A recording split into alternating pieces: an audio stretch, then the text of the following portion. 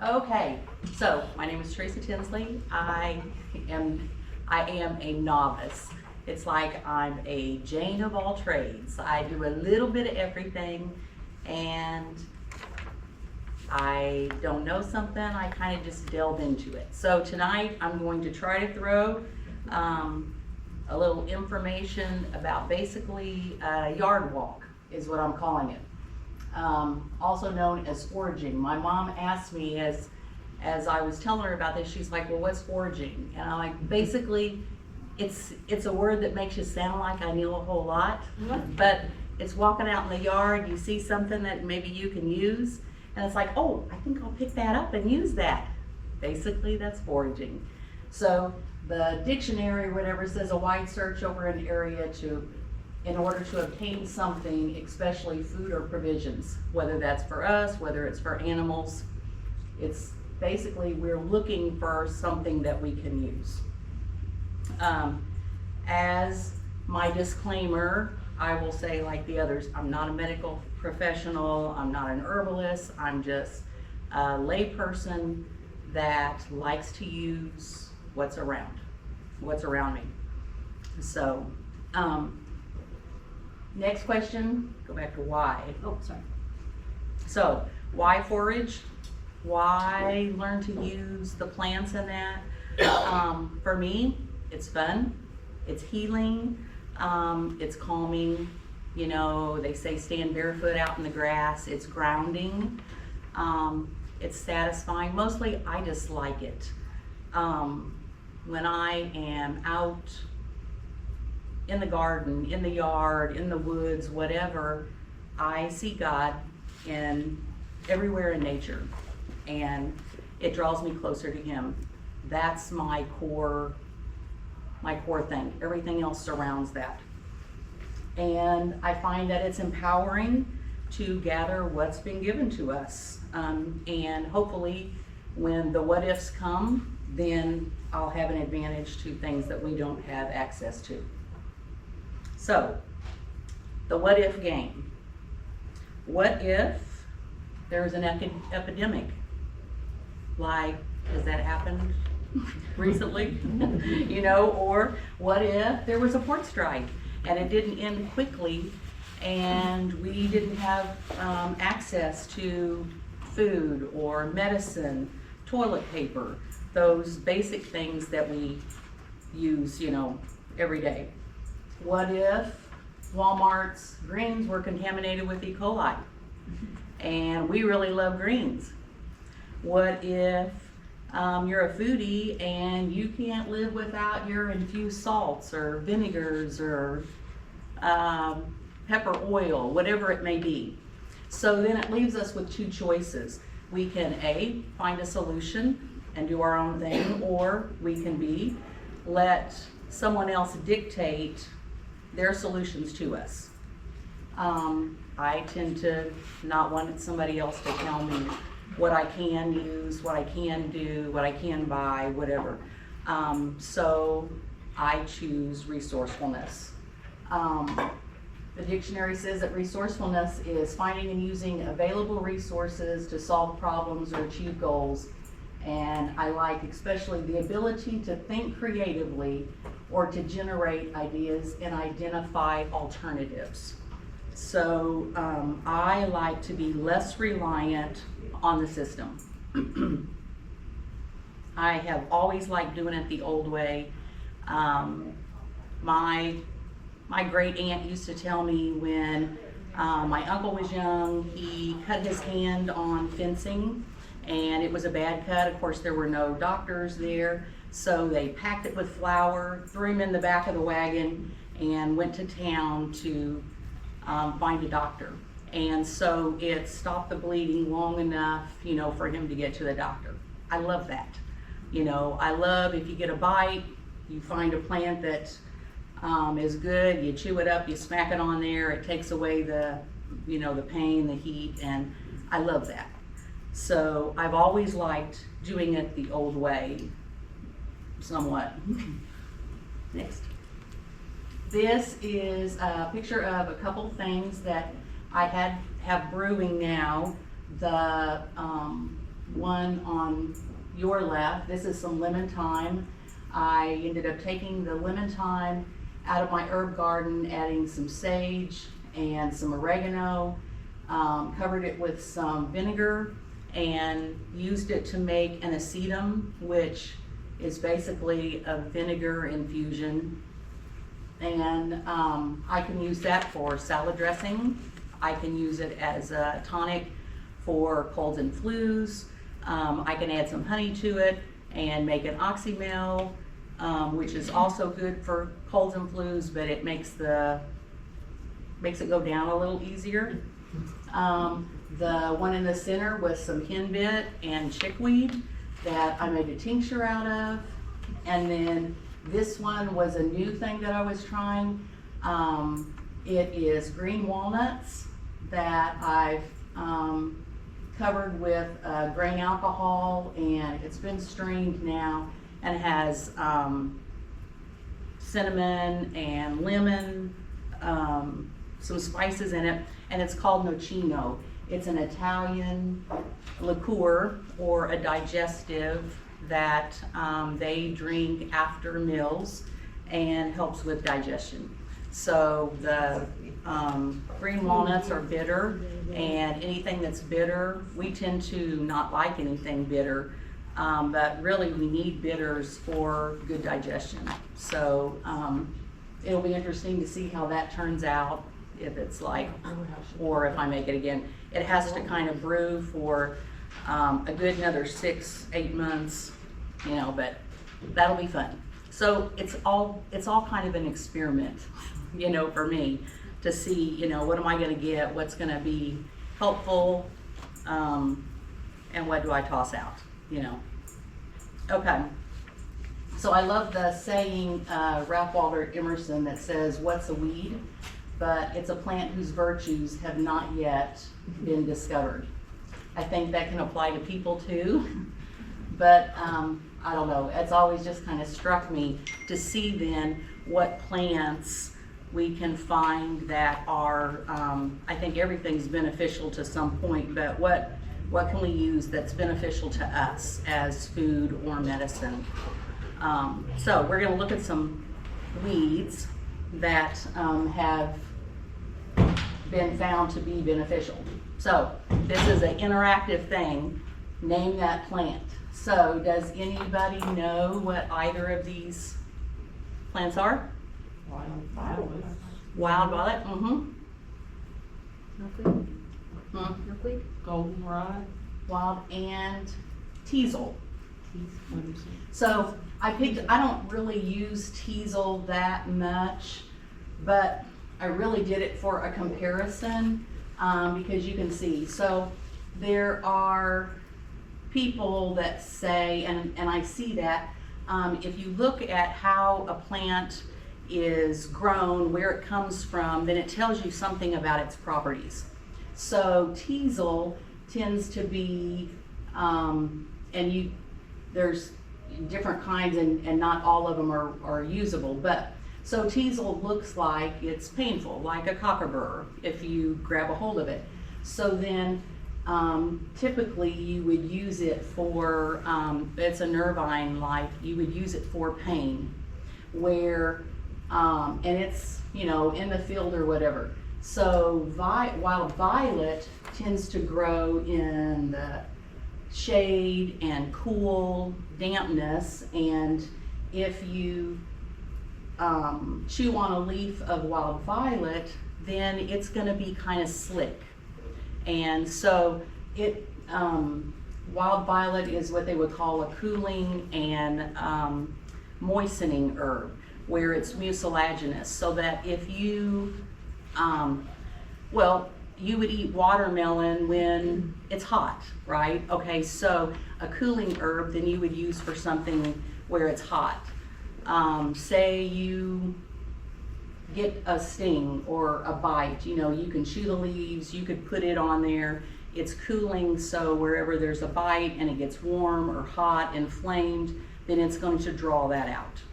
So that's it's just kind of the difference of, you know, a cooling plant versus, you know, a non-cooling plant.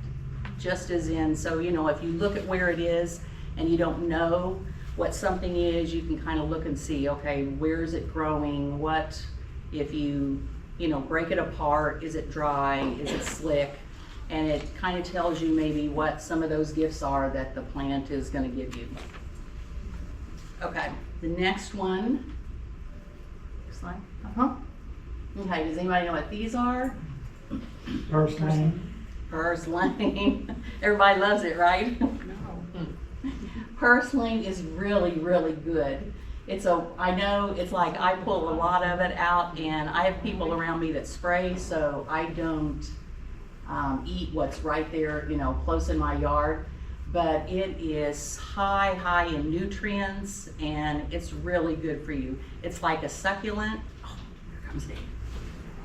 And it's a succulent, and so it has the body like that you can pickle it. Anything that you would do a quick pickle on, you know, out of the garden, cucumbers or cabbage or whatever, you can pull it out, you know, chop off the root and wash it real good in a sink of water, because since it is laying in the dirt, you know, it holds that. But if you get it real clean and dry it off, chop it up, and then add your little vinegar in that, or make a relish with it. It doesn't hold up enough to be able to like can it, but it's a yummy weed, so you should try that. And then this one, anybody know what this is? This is spurge. Some people say that they're lookalikes. I don't really see that, but spurge is poisonous. It's not something that you want to eat. In a lot of instances, any kind of plant, if you're out and you grab it and you break it apart, if it has a milky sap, then it's probably poisonous, or something to not eat if you're unaware of it. So you don't ever want to, you know, eat one that you don't know what it is. What was that one called? Spurge. Spell it? S-P-U-R-G-E. Okay. Spotted spurge, or yeah.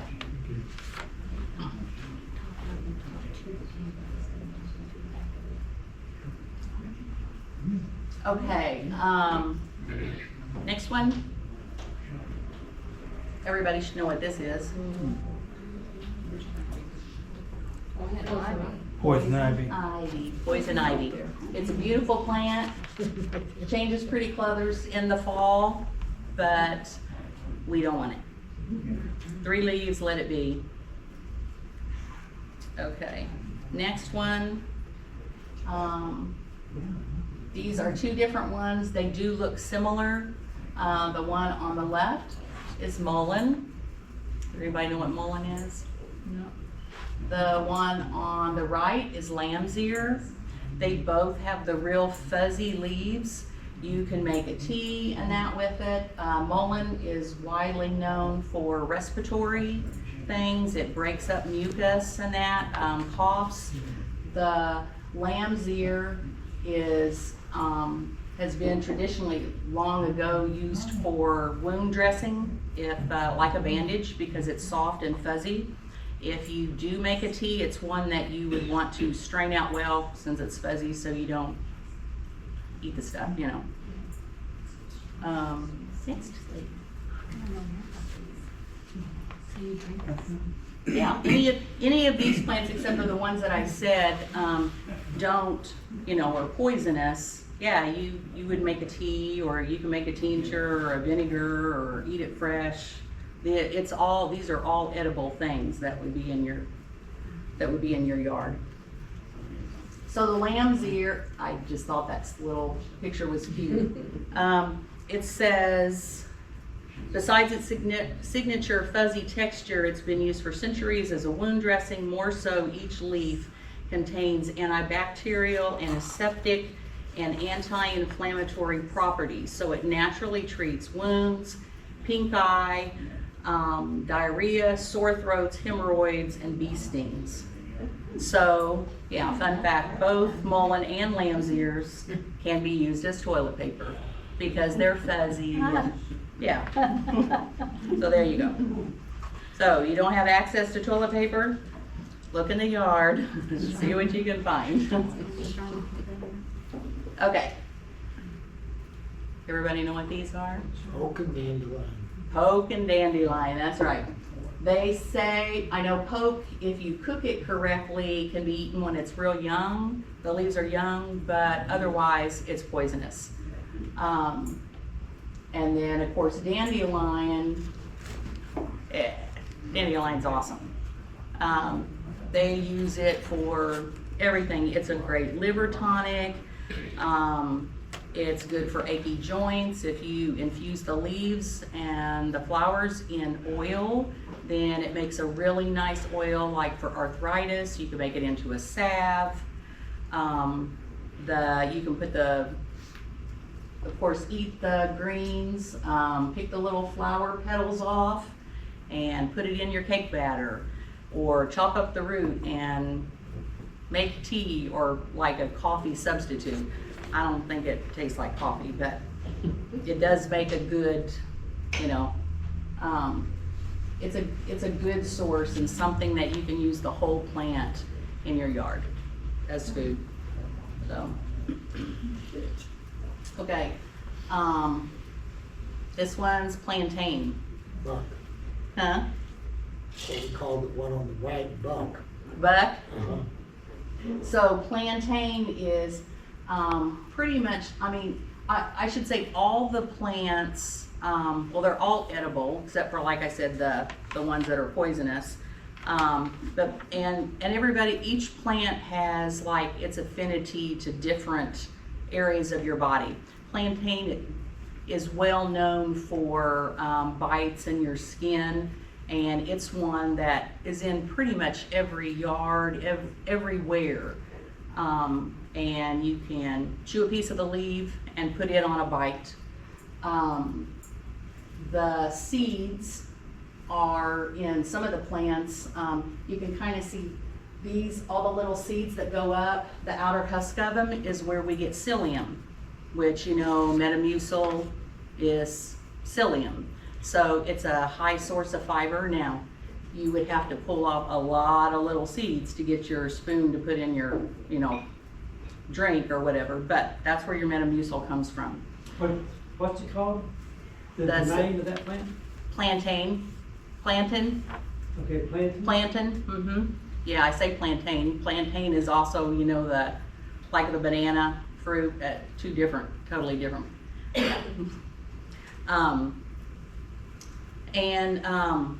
A really good thing that you can do if some of them, if you don't plant, it's fibrous, it's stringy, so if you wouldn't want to eat it, some people eat it just as salads or whatever, but you can put it in the blender and maybe add your purslane. You could add your chickweed with some water, blend it up, make a green juice.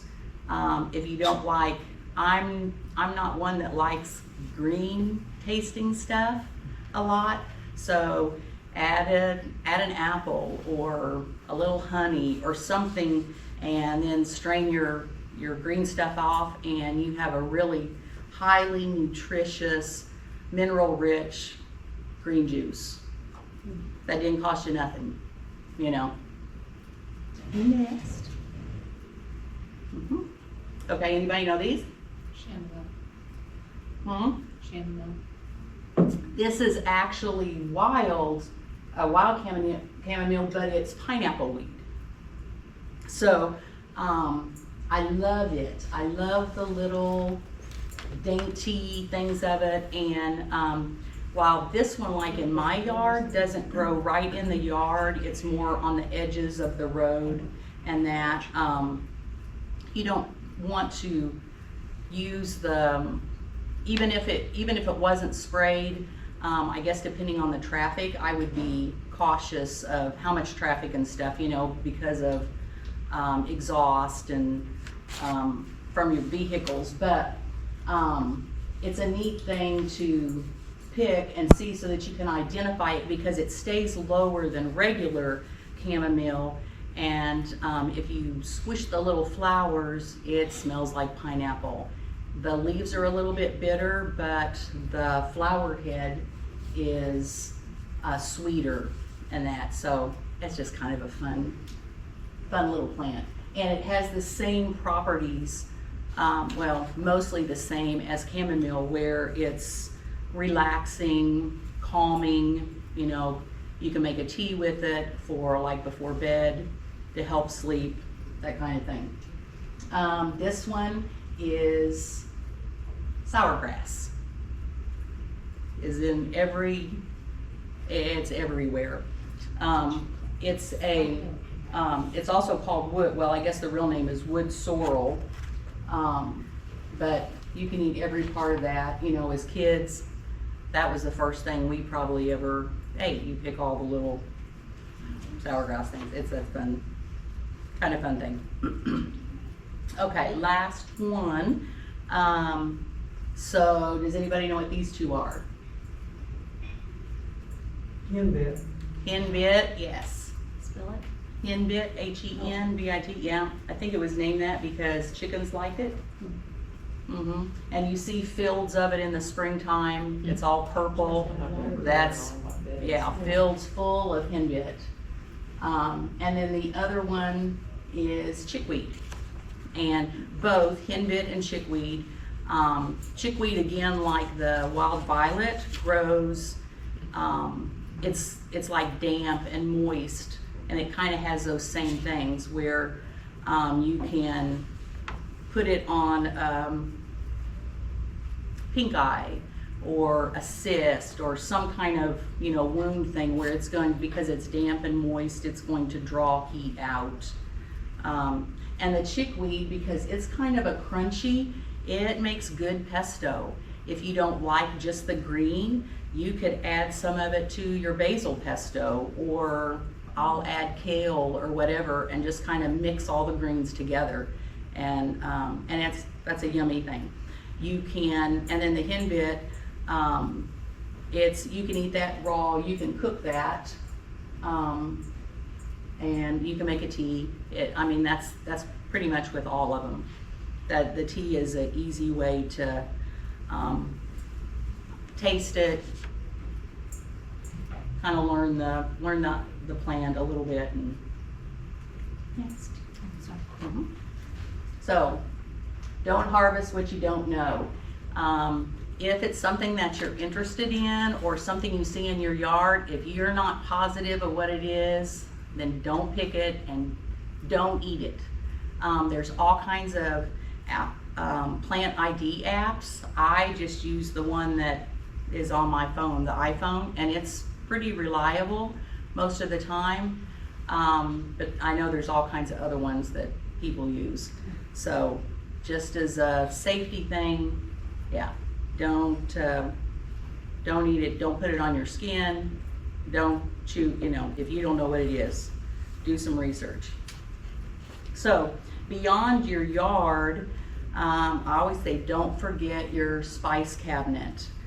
Pretty much everything that is in there, I would say buy good herb, good spices, but there's so many good benefits. And say you don't like the taste of dandelions, so add some oregano to it, or add some cinnamon. You know, you can change it up, and the whole thing is seeing what is there available to you and then using it, and causing you to be resourceful with what's available, so that you're not dependent on the grocery store or, you know, somebody else. You can make teas, you can infuse vinegars, honey, oil. I mean, you know, you go to the high price little kitchen stores and they have the salts. You know, I make a basil garlic salt, and I'll infuse honey with fresh mint. It's so good. And you can do that with any of them. Whatever herb appeals to you, then put it in there and make your own. Give it as gifts, you know, get other people to kind of get on the plant train. Okay.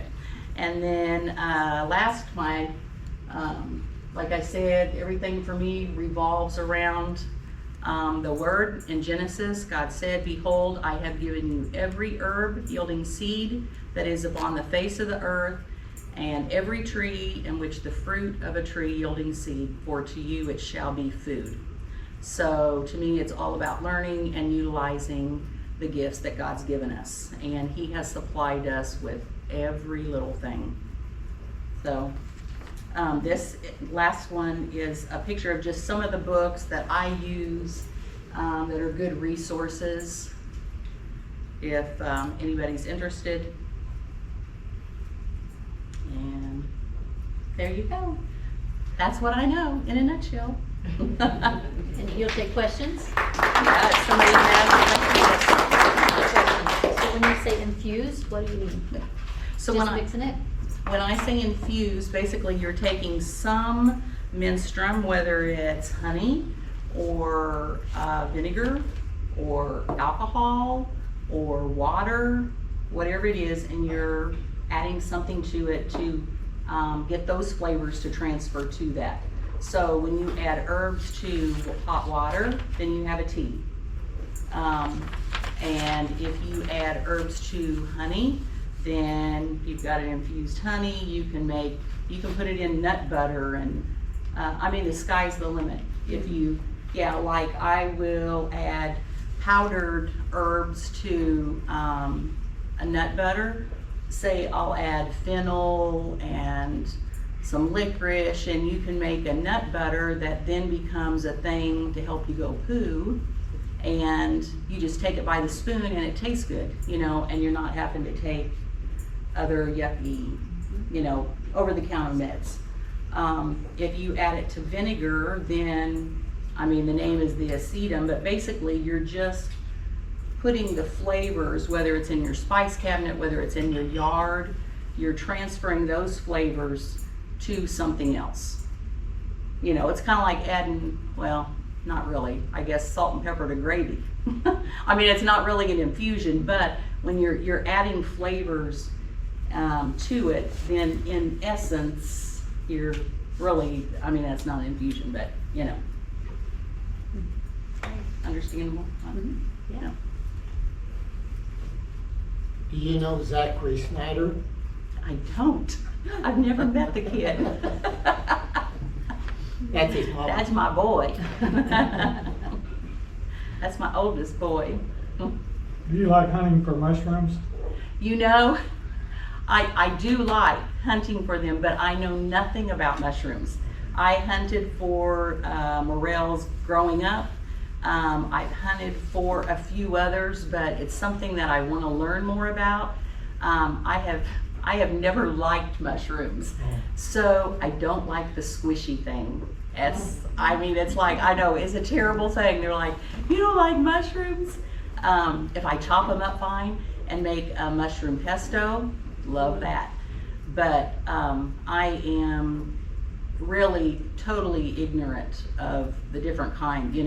I would never go looking for some without somebody else, because I don't know, that many.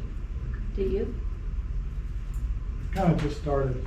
Yeah, I would like to learn, I had somebody that brought me a big bag of chanterelles, and I liked those. I traded them for some herbs in my herb garden, but as far as knowing where and how to identify the different ones, I am ignorant on that. So why would we put stuff into vinegar? You had several slides that was infusing stuff in vinegar. Mm-hmm. Why So vinegar? so vinegar extracts minerals that, say, if you put it in something else, it might not. It extracts different ones, but really it's just because I like vinegar and oil salad dressing.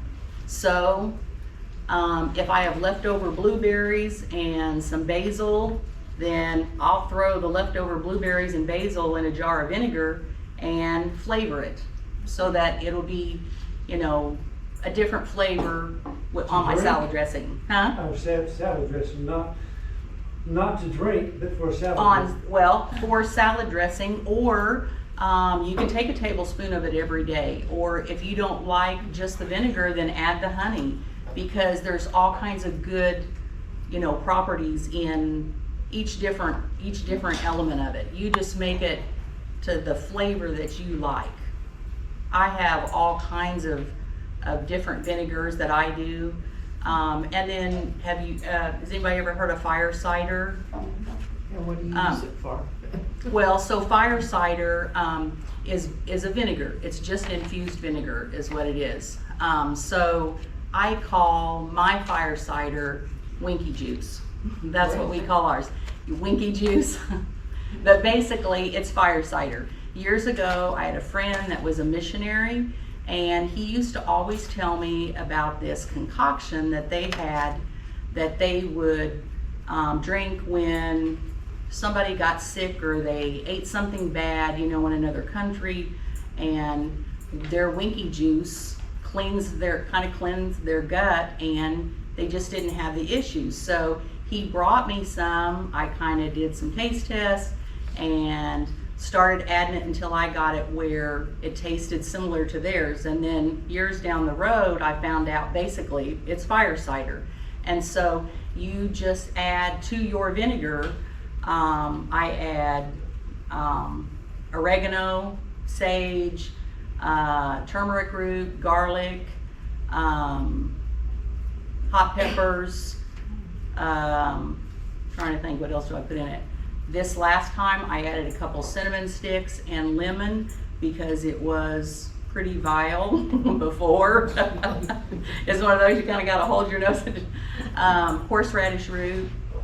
So it's a really potent medicine, I would say. But you can, a lot of people will add honey to it. I don't typically add honey to mine until I use it because it lasts so much longer if you just do the vinegar.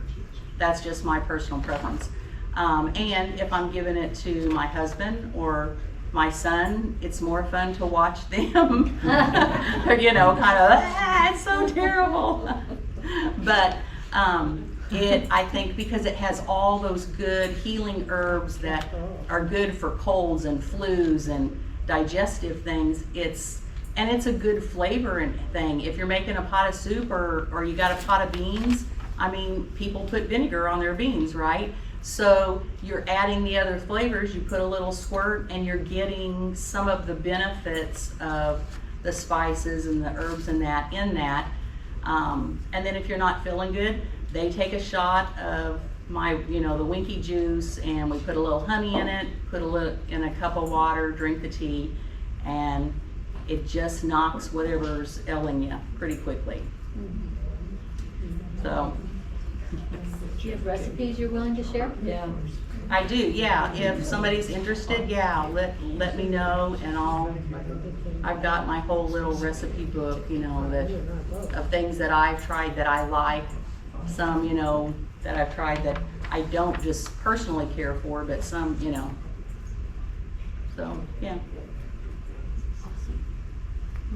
And the wicked juice is fire, what, I'm sorry. Fire cider. Fire cider. Yeah, it was Rosemary Gladstar is an herbalist, and it was her, I think it was her beginning thing, and then, but basically it's kind of as I say, I don't usually follow a recipe. I have the idea of a recipe, you know, but it was given so that here's kind of the basic thing, and then you just, there's some basic things that I always put in it. But if I don't have time, then I don't put thyme in it, you know. If I only have lemon thyme, then I put that. If I don't have a particular thing, you just put in what you want. And then it's gonna sit in the vinegar and brew for, usually I'll leave it, you know, at least a month. Usually longer than that, usually 6 weeks or so. So it's like normally I would have some brewing now. I still had some left, but so that you're ready for cold and flu season. Yeah. But it's not just for that, but just it's good good flavor, and I mean, you can use it in anything you use regular vinegar for. Okay. And you're talking apple cider? Apple cider vinegar.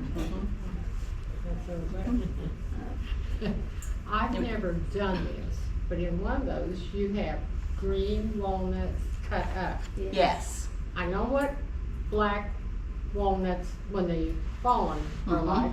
Mhm. I've never tried cutting a green one. How'd you do it? Well, Is it so as the bad? green, no, so it was a cool thing. I saw somebody had told me about this, and I'm like, oh, I'm gonna try that.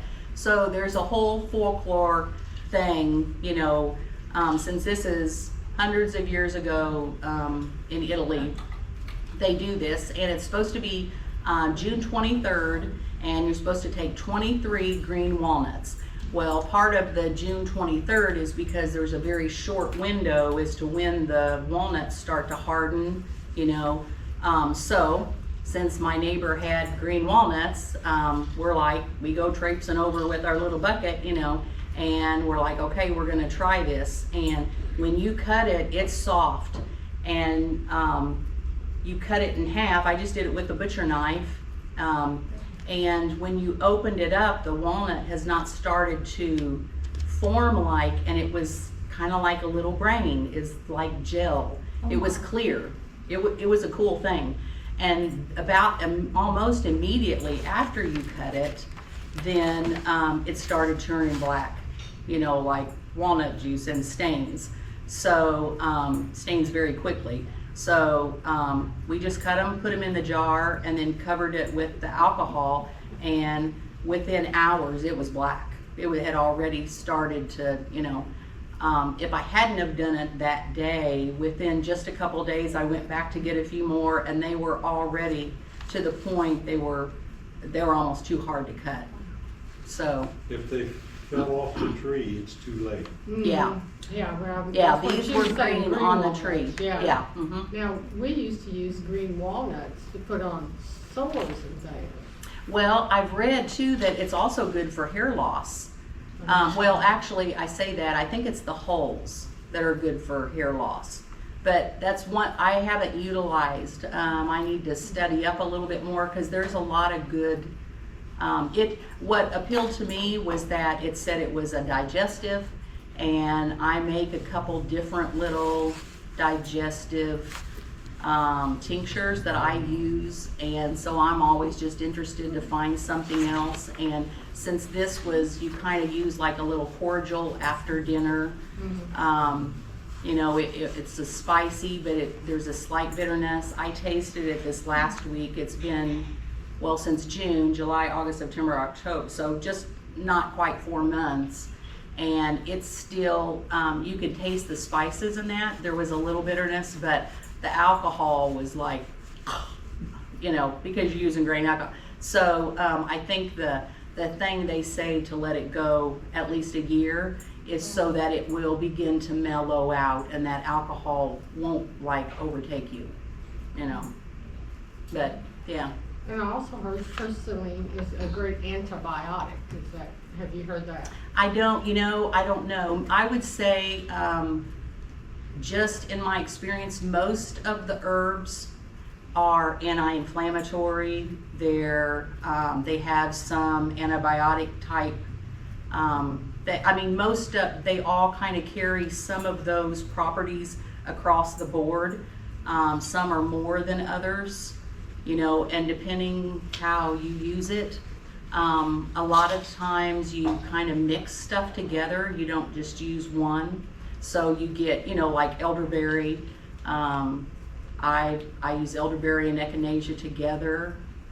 Sometimes I use it plain, but a lot of the times then you kind of get the strengths of one thing. And, you know, it's like any medicine. Whatever works for one person may not work for the next person, because there's all these different variables. But I think, you know, anytime that we take the greens and the stuff that we're just foraging, and we're using it not just as medicine, but we let our food be our medicine, then we don't have as much need for just medicine either.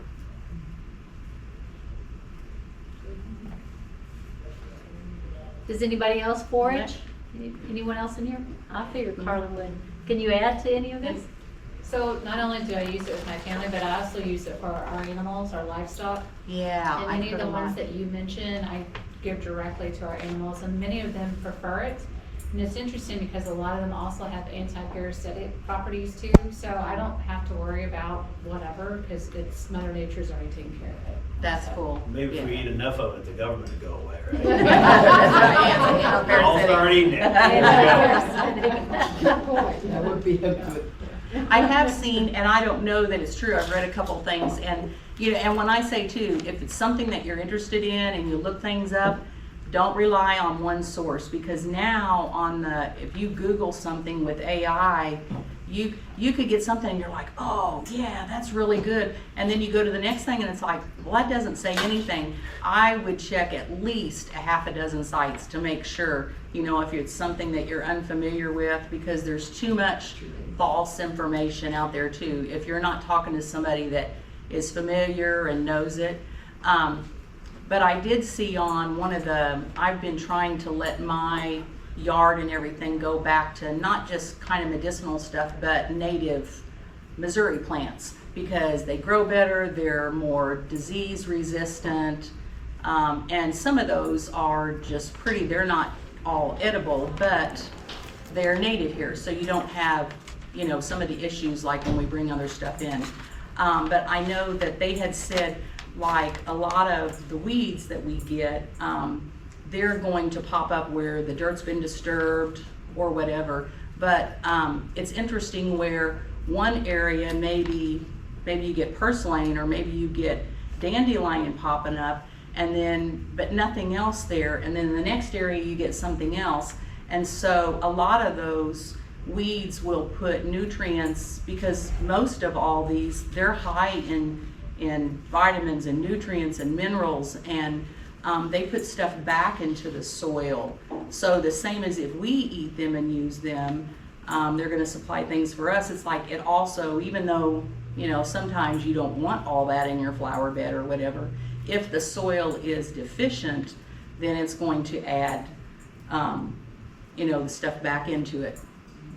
There's a really good book called Weeds, Guardians of the Soil. It's like a 1952, and those are becoming my favorite books. Mhm. And that's exactly what they talked about, how Really? farmers used to leave purslane in the fields because what they found is that the deep taproot would start mining up more nutrients, and where the Mhm. purslane was, their output, those rows of it was corn, actually had more bushels per acre than any other part of their field was where their purslane was. So That's again, cool. it's that old knowledge, and that book Yeah. is fantastic. Yeah, What's that's the name cool. of the book? Weeds, Guardians of the Soil.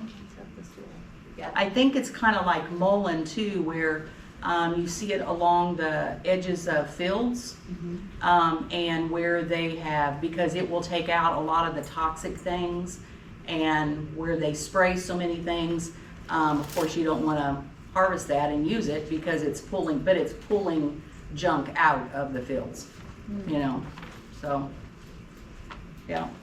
For a beginner, which book would you suggest? I don't know, that one sounds really interesting that you were talking about. If you're just wanting to know about the plants, I think the Wild Remedies is excellent. And it has, you know, recipes and stuff in it. Some of the other, well, no, I said that, Alchemy of Herbs, maybe. The Foraging one, you know, talks more about what's just local and what you can expect to see. Yeah, and if somebody's, I mean, you're welcome to borrow my book. And some of the ones, there's some good ones. If you, I like to make I make soap, I make lotion, you know. She makes crackers. So- We have that as another I make class. sourdough. Yeah, I make sourdough. So I mean, I like making all my own stuff. I don't always do it, but I like knowing that I can do it, but mostly I do. You know, do I still go and buy stuff? Sure, yeah, you know, I am not so like this, but I like knowing that I can, and I've done it enough now that I feel comfortable, you know, in making, yeah, most of my stuff. So we could totally, when the COVID thing, you know, came and everything kind of shut down and everybody's like, ah, I'm like, yes, I am so glad I could stay at home. I could do, you know, I don't have any of all the outside distractions. And so I didn't feel like I was restricted. And it was really just kind of nice, you know, for a little while. Now, not all the junk that came with it, of course, but, you know. So if we're gonna stock up, forget the toilet paper, but get the alcohol and vinegar. And Yes, the alcohol, and you can make your own vinegar if you know somebody's got apple trees or whatever. And the fuzzy leaves. What kind of alcohol are you talking about? I know you said grain alcohol. So most of the stuff I use 80 proof vodka, or I use the 190 proof, is that what it is? Grain alcohol, yeah, depending on what I'm doing. There's a few things, Mom and Dad sent me home with a bottle of brandy I didn't use, so I infused some stuff in there. You know, it's like you can use whatever else as long as it's a high enough percentage, but usually I just use vodka in that because there's no flavor, you know, and it's cheaper. Best place to buy it. Well, I just got to, is that, what'd you say, dirt cheap? Dirt cheap. That's where I just went, yeah, dirt cheap, yeah. Unless you get somebody that's cleaning out their liquor cabinet, which a friend of mine did that. And so I got bottles, in fact, and I got this huge bottle of gin, and I'm like, what am I gonna do with that? Cause I don't drink gin, but I'm like, well, I'll probably put something in there and, yeah. this is great. So do you mow your yard? Yes, we do. But it's getting, you know, it's for a long time we had I have a neighbor that's a landscaper. And so, yeah, it's a real problem. And he, you know, he would say, I know you don't want any sprays, you don't want anything, you know, so he would seed it and do that, but I don't even have him do that anymore. My yard is getting to not be, you know, my dad's like, your yard doesn't look good at all anymore. And I'm like, I know, but we can eat it. And so, you know. What can you use white clover for? Huh? White clover. White clover, that just like the little clover with the little white thing. Yeah, it's infested everybody's yards. Well, you can eat it. I mean, it's all, as far as just medicinal, do you know? I love white clover. Like you put any animal you want to on it. It's extremely high in nitrogen. So instead of buying all the expensive stuff, that is the purpose of white clover. It's high in nitrogen. Oh. So And how do you eat it? What do you do with it? I don't. My animals eat it, and then I eat my animals. But I know you can just pick it and put it in salads and that, you know. It's a legume. Hmm? It's a legume, yeah. And some of the, you know, it's, if you have an area that's not sprayed in that and you can just go in your yard, I would just encourage people. It's like, look, if you can identify the purslane and the chickweed and the sour grass and the, you know, all these different things, then just, I am a sniffer, always have been. I will always rake it, smell it, look and make sure, you know, there's no milky sap or anything like that. But if you're pretty sure that you know what it is, then just take a bite. You know, in the spring, for as far as really most of the stuff is more tender and not bitter, just like if you plant lettuce in your garden, you know how it'll bolt eventually and get bitter. So it's like, experiment.